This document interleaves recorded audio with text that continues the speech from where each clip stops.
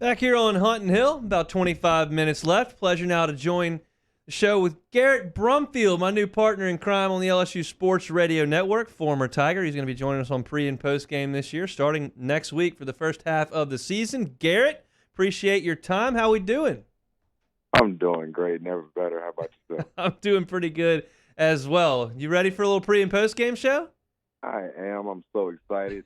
It's always, been a cool thing to kind of see as a player after the game, seeing people talk about you, and now I'll have the opportunity to do it to and for other people, and make my jokes and make my critiques and lift guys up when they need to be lifted up, and just be a part of the media space. There are plenty of jokes. We got Marlon Favorite on the crew. That's about what he brings to the table is a lot of jokes. So get ready for all of that. Now, we're thrilled to have you. Let's talk about this team as we move forward into the 2021 season. At this point, I got to figure guys are just about sick of hitting the same color helmets. You've gone through 2 weeks of camp. You've gone through now just about a week of prep, and you haven't quite gotten to UCLA just yet. What are the guys feeling like at this point late in the summer? Man, I know it's crazy in the locker room. It's a whole bunch of emotions, whole lot of testosterone. Guys are just like you said, getting ready to hit. They're tired. They're tired of going against the same Tigers day in and day out. So man, it's just about being able to put that helmet on week one and finally go against somebody else and get the job done.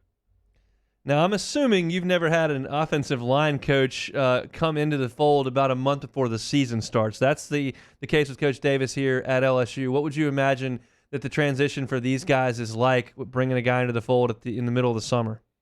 Man, I know it. I know it definitely wasn't an easy thing to do. I was trying to keep up with the scenario and the situation that was going around his entry into the program, but it seems like he's come in and done just that, had a smooth transition. It seems like the guys are really taking a liking to him. I've heard nothing but great things. It seems like Coach O is loving what he's doing. It seems like the old guys who are speaking to the media, whether it's Ed, Austin, it seems like everybody's loving what he's doing. He appears to be high energy, focused and ready to get jobs done and ready to win games for the Tigers.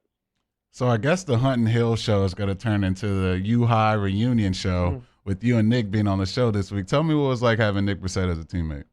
Oh, man, Nick is a great guy to have running behind you. He's always making the big, ugly guys look big and pretty. He's cleaning stuff up and just making our job easy. He was a great teammate to have. So speaking of the offensive line work, tell me what your thoughts on the offensive line for the Tigers this season. Man, like I said, I really, Ed and Austin are kind of my nephews, I guess you could say. They came into the program when I was kind of already an old man, and I just, tried to give them what I could give them, and man, they've taken that and just gone miles and miles further. I'm so proud of those guys and what they've done, and it's great seeing them be leaders in that room and seeing other guys come along, whether it's Cameron Wire. He played a heck of a season last season, and he's only going to keep getting better. Who else is there? Jason Hines. He's played great football. He played football, unfortunately for myself, when I went down my senior year. So I think that they have a lot of talent, and guys are just going to continue to build that chemistry as time goes on. Offensive line is a position that it's not what I like to call a ball-out position. DBs can kind of go out there and ball out. Of course, you have to have keys and things like that, but a running back can just ball out. An offensive lineman, you can't just ball out. It takes being in sync. It's like underwater ballet, or it's synchronized figure skating. It takes 5 guys moving as one, and that doesn't just happen overnight. And I think that those guys have got a lot of experience to make that happen, and we're just going to see that keep getting better and better each week throughout the season. All right, you'll get used to this, Garrett. I ask a lot of questions that sound like a guy who didn't play a lot of football, and that's because I didn't play a lot of football. So here's a couple that may be terrible questions, but I'm curious just as a fan. Could the offensive line have been negatively impacted last year because you had to play behind 3 quarterbacks in 10 games? Well, here's the thing. That can kind of throw off your chemistry, I guess you could say, but as a unit, the offensive line, we're going to protect whoever. Not we. Sorry. the offensive line is going to protect whoever the ball carrier is the same. That's the approach that I always took as a player. That's the approach that I was taught, and that's what I assume that everybody else stands behind and for. So it can throw things off. When you're used to hearing one guy's voice and this guy's a little different, and maybe this guy has a certain rhythm between his set and his hut.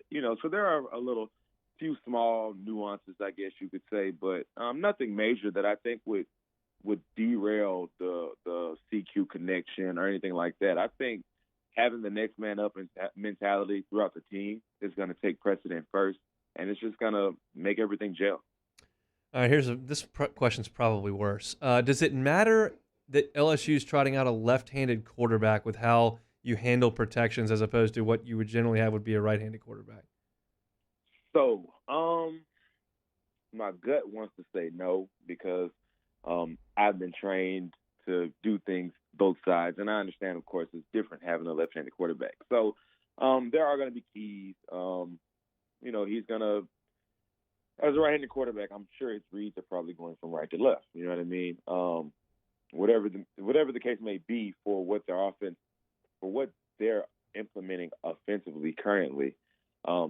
I think that they may have to make some adjustments, but I think everything is going to play out the way it should. If things do need to be flipped, it's fairly simple. If the defense doesn't respect it, then hey, just stay to what you're doing. So I don't think it's going to be rocket science or brain surgery. I think it's part of football. Left-handed quarterbacks have been a thing, so it's easily adjustable, easily fixable. So if there's a kid from Baton Rouge, he gets an offer from LSU, tell me what that process would be like if he got to play for the hometown Tigers.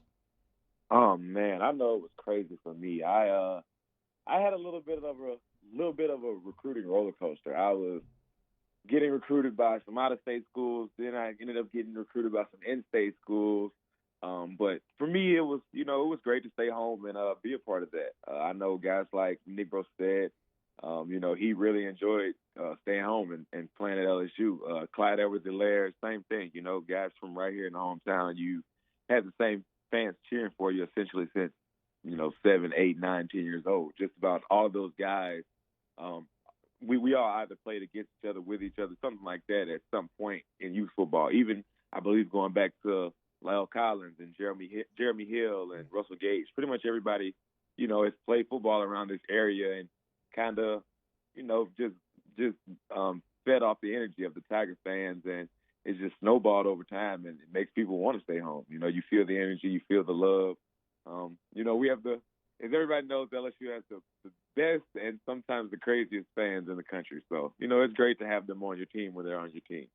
So, I know you mentioned a lot of your teammates, former teammates. Who were some of the more jokesters or funny guys on the team to be around? Oh, my God, man.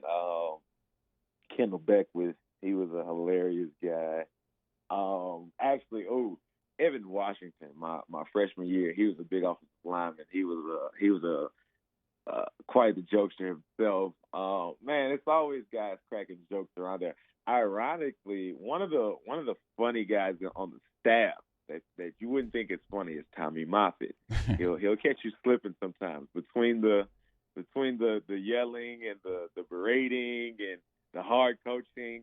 Moffitt's got some funny jokes, man. Moffitt was a funny guy. Yeah, man, it was a great atmosphere. Being in the locker room, being just with, all the guys you play against, period. Oh, I'm sorry, play with, period. When you're battling it out every day in the hot sun, it's nothing like a great joke in the cafeteria that'll just break the ice. That just things like that is really what can help keep camp going. The bus rides, all those things. That's really what I feel makes the team and helps the team gel. Talking with Garrett Brumfield, former Tiger, new co-host on the pre- and post-game show on the LSU Sports Radio Network. Garrett, obviously you're finished up in 28 season and 29. 19, the team took off, went 15-0, won the national championship. Could you have seen that coming as a guy who shared a locker room with most of those guys? Man, actually, it's crazy because going into that next season, I was like, man, they're really going to do great because they didn't really lose a whole lot in our senior class. I was the only senior offensive lineman. There was Nick Brosette, he was in the backfield. Foster Moreau was a tight end. I'm sorry if I'm forgetting anybody, but Offensively, you know, they had a lot of the same guys. Jamar Chase, Terrace Marshall, you know, Joe, he was coming to his second year with the Tigers. So I saw a lot of the pieces coming together. The offensive line, like I said, they had guys. I went down 4 or 5 games throughout that season, and they had guys step up, and they never missed a beat. So going into 2019, I can't say that I was super surprised because I'm like, hey, they've got the missing pieces to the puzzle. You know, they've got a whole year of experience under their belt. They had a new system with Joe Brady going crazy with everything that he was doing. So, honestly, I can't say, okay, I'm a psychic and I knew right before the season.